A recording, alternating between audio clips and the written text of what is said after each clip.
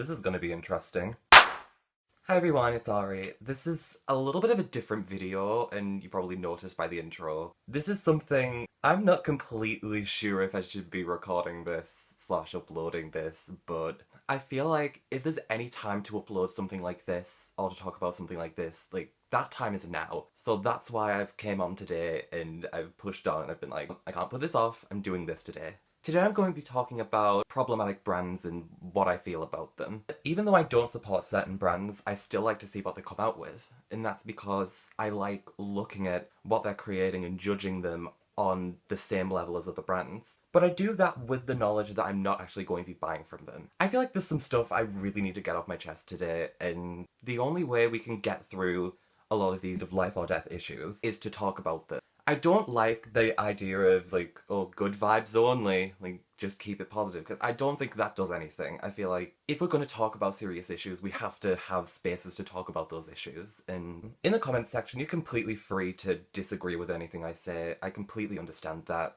All I'm going to say is that shouting hate at people isn't going to help anything, but constructive criticism and discussion and debate might. So just keep that in mind while you're watching this video. Also, if you do disagree with anything I say, this is nothing personal to anyone. It isn't ever personal to anyone. This is just what I apply to my own buying and just what I do for myself. I don't judge people based on what they buy. I only judge people based on what they say about things. Just buying a product for me isn't sufficient for me to judge someone. But I feel like this is something we really need to do to get past some of these issues. So that brings me on to the first brand that I want to talk about, and that is Lime Crime. And to make it clear, I do have some Lime Crime products here that I have bought with my own money. I really like these products. I think they're good quality products, but this video isn't about the quality of the products. This is about problematic brands. It's not about whether they actually make good stuff. But the thing is with supporting Lime Crime, and the thing is with supporting any brand, for me, supporting a brand is incredibly tentative. It's never permanent. I don't want to come on here and say, I will always support this brand, and no matter what they do, I'll never back down or whatever, because I think that's a completely ridiculous mindset. For example, with something like Lime Crime, if they had another scandal, I would definitely be considering dropping my support from them. But the reason that I am supporting them on my channel, and I understand if you think this is complete bollocks, I get it, but I feel like Lime Crime as a brand has moved on quite a bit from their past, and the founder, Dodia, is more distanced from the brand right now. And even though she is still on the board, I feel like I'm not particularly expecting her to completely relinquish control of the brand. I still expect that she's gonna want to have a slice of that cake. We haven't heard any other big scandals from Lime Crime since the credit card scandal, and obviously I'm never going to be able to understand the pain that's been caused from that scandal, and I get that people who were affected by that will never want to support Lime Crime, and I'm not going to argue, this isn't a conversion video, I'm not trying to convert anyone into supporting brands or not supporting brands, because everyone has their own reasons. But as far as what I would do in terms of learning about brands, what I did with Lime Crime is I went through a year, pretty much. And I don't suggest you take a year just to research, but from being introduced to the brand to finally making a decision about the brand took around 9 months to a year of me doing research, looking into different articles, different bloggers and their accounts, really deep diving into the rabbit hole of scandal, because Lime Crime has had a lot of controversy. One article described it as like the head of the Hydra. You cut a head off and then another one pops up. It was like that for a while, and I feel like they've kind of grounded. This is just my observation. I might be completely wrong about this, but I feel like they've grounded. After the credit card scandal, I believe they adopted a new CEO and everything but the name. And then now, obviously, Lime Crime has been sold, the majority stake has been sold to 10gram, and now they have a new CEO. I feel like there has been a lot of development and change. And I feel like the Lime Crime from 2008, it's a very different Lime Crime to the one that we have now in 2018. That's what I've observed. But again, if something happened in terms of another scandal, I'd definitely be considering withdrawing my support. I wouldn't be using their products on the channel anymore. Every time I'd mention their products in an anti-haul or something, I'd have that little caption of, even though I don't support them. which I do for some other brands, which you'll see in a minute. But for now, like, I'm even wearing one of the lipsticks right now. It's a great lipstick, and I think it's a solid formula, but like, everything's pretty much replaceable in makeup, so if that day were to come, I'd have no problem stopping supporting them. Right now, to an extent, I feel like I'm giving this newer Lime Crime the benefit of the doubt. And that's what I did initially with Kat Von D. In all honesty, I knew about the allegations that had been levelled towards Kat Von D prior to the whole anti-vax drama, and I was willing to support her brand under the idea that she'd changed, and I was kind of giving her the benefit of the doubt and hoping that she'd moved on, and I feel like I kind of regret that now. I feel like I really should have took those allegations a lot more seriously. I'll put my hands up. I regret that. Upon the day where the whole anti-vax scandal, drink every time I say scandal, that anti-vax controversy came up, it wasn't just the anti-vax thing that got me to stop buying from Kat Von D. That did get me. It's just this rejection of science, and that really annoyed me. Just ignoring the fact that modern medicine has saved so many lives, and you just completely bypassing all of that as a trend, practically. It really got to me. The other thing is that on her husband's Snapchat story or Instagram story or whatever, he was posting about these documentaries linking vaccinations to autism. And this is a personal issue for me because I'm on the autistic spectrum myself. I've been on it my whole life. And that myth is incredibly damaging. First of all, it is a myth. It's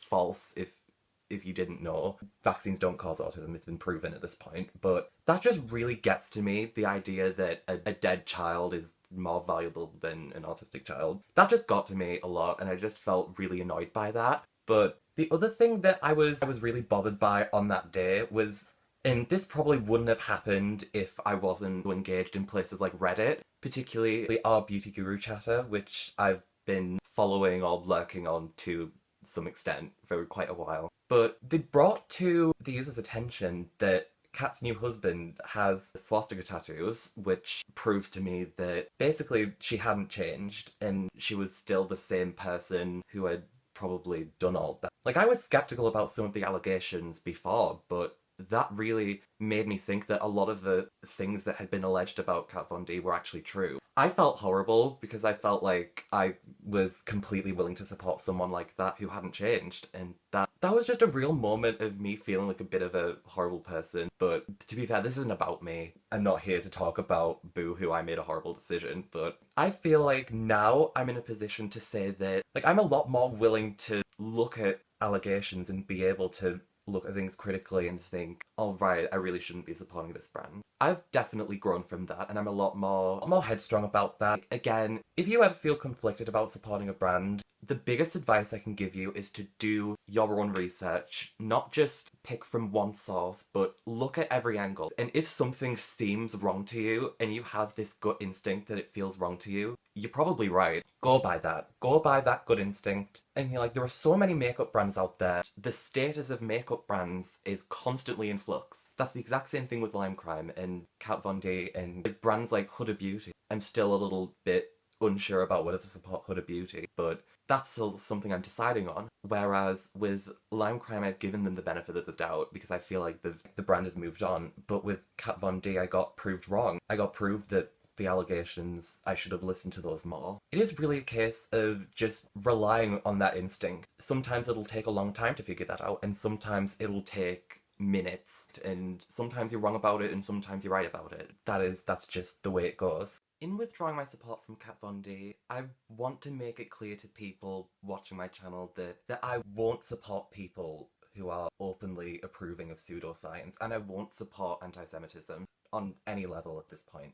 And in a similar way, this leads me quite nicely onto, well, the final brand I want to talk about. This is going to be a really difficult part to talk about for me because this is something that is this is a really big thing with, oh my god. You're probably thinking this is ridiculous listening to me, getting all nervous about this, but the reason I got into makeup was because of my sister. I got into makeup because I was loving this whole world that my sister was involved in, and it just looked so amazing, and I learned about different brands and different products and different people from her and from following her experiences. And as time's gone by, and I've been in the beauty community for a while, not as a channel, but as just a person observing, I've grown to have very different opinions from my sister, and I worry about saying those because I still want to be able to talk to my sister about makeup, and I still really want to have those good conversations, but I'm afraid to because I have to have some not so good conversations. This is what leads me on to the last brand I'm talking about, and that is Jeffree Star Cosmetics.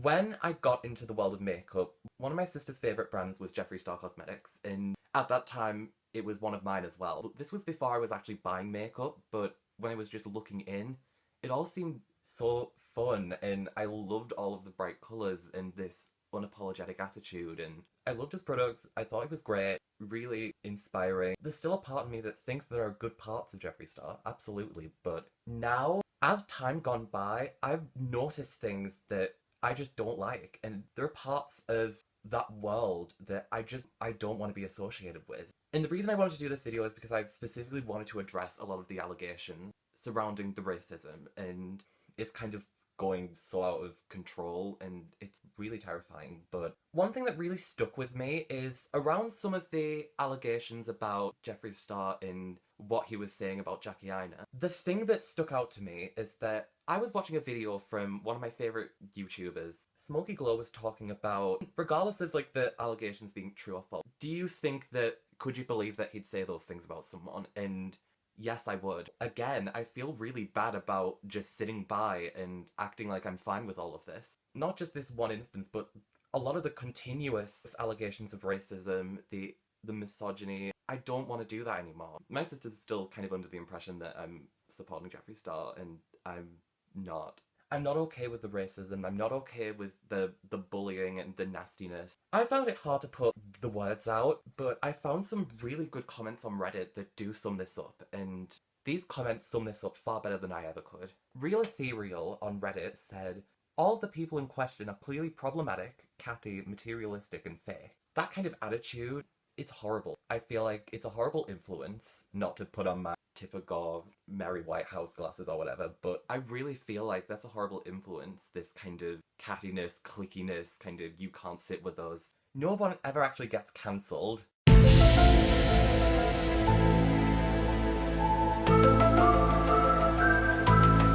You do realise what these people are doing. Racism is something that's ingrained into society, and it's horrifying. People really forget that when you're in kind of the beauty community, that this is a real big issue that goes beyond makeup. People are just sitting by and being fine with it. They're watching a fucking YouTube series. I'm sorry I'm swearing, but I'm not done with this. Like, they're watching fucking YouTube series, this docu-series about people giving these people redemption arcs, and it's like, they don't deserve it. These people have done horrible things, and you're just going to cover it up in a nice twinkly editing package, and like, it's ridiculous. I'm sorry, I'm really getting in my feelings, but I'm not feeling this, and I'm not supporting it on my channel. Also, the apologies is a big thing. Like, I feel like the apologies that people give out are for the people who are already converted, the people who just need that extra bit of evidence to support them. It's like, it's not genuinely aimed towards people of colour, in particular women of colour. It's aimed towards Jeffree's fans.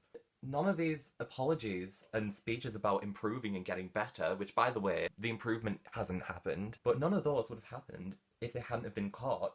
It's all fake, none of it's sincere, and there's no right side to it. I feel like I was completely willing to come on here and doing a video being like, big influencers and smaller influencers aren't that different, but like, at this point, I'm kind of just over that mentality now. I'm over my own mentality. This is just a ton of word vomit right now. I'm not going to support someone who uses the M-word. You damn right, I'm not going to be supporting a white man who uses the M-word. Not on my channel. And at the same time, I feel like there's also this real culture of gay men getting away with misogyny. And as a gay man on YouTube, hello, I'm a gay man on YouTube, I feel like no one addresses that enough. Using certain slurs towards women isn't right, whether you're gay or not.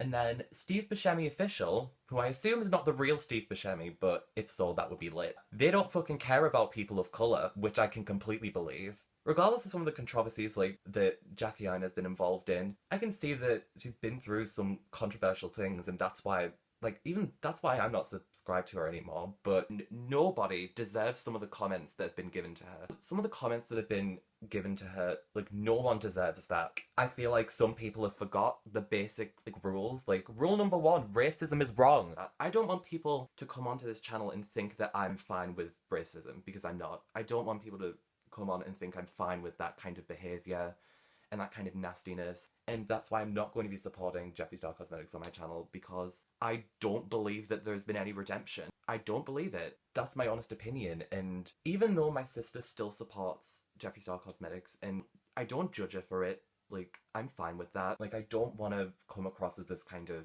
like, holier than thou figure, because, again, I don't judge people based upon just what they buy. I don't personally think that just being all about the makeup is a good mentality, but people can still do it, and that doesn't make them as bad. There has to be a point where you can just draw the line and be like, I can't lie anymore. I can't act like I can support someone like this. I'm sorry. I'm done. So basically, I'm not supporting Jeffree Star Cosmetics on my channel. End video. Right, I've cooled down. I took a little time to rewatch my footage and see how heated things got. I feel like the reason I got so heated about that was because with the situation around other brands, it's a little bit more clean cut. Whereas with Jeffree Star Cosmetics, it's this real big, sprawling kind of issue. It's a lot to deal with. There's probably a lot of things that I forgot to mention, but I just feel like either way, I'm drawing a line. There are other brands I can buy from, and I can just buy from them instead of buying from a racist. No racists on this channel.